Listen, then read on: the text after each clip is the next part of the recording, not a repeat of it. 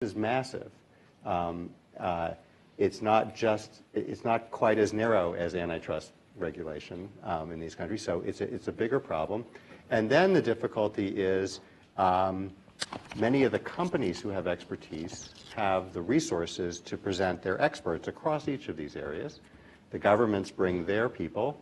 The technical community, as Danny's identified, has expertise across a variety of these issues. And then there's civil society. And I think from the nature of the conversation, everyone's indicated the domestic experiences. It's wonderful when you have everyone at the table working together and looking for consensus.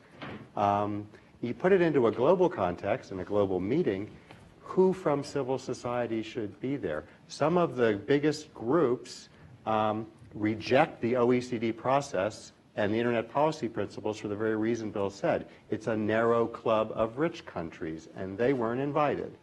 So how do we do this? There's a level of, you talked about resources and long-term commitment. There's a level of expertise that is needed across many countries to be able to do what John and Donna and Kyle all described as very successful here. How do we do that? Or can we do that? Danny. I just want to point out, first of all, I'll say I took everything that Bill and Olivier and John said about what I took to be a kind of more of a spectrum of multi-stakeholder activity, including governments really engaging in order to get to a good result, led by governments. I think that's, I think that's part of this whole picture.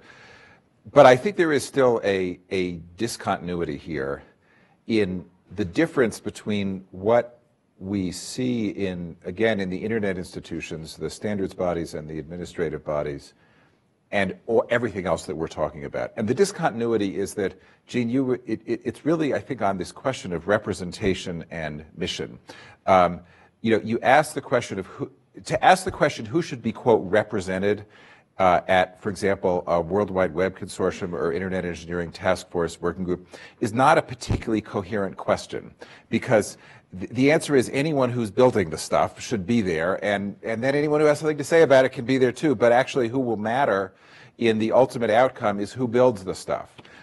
Now, that's very different than the outcome that we expect in a policy process where, in fact, we care about more than just who's operating the networks or more than just who's assigning the domain names. We care about the interests of the users and consumers and citizens.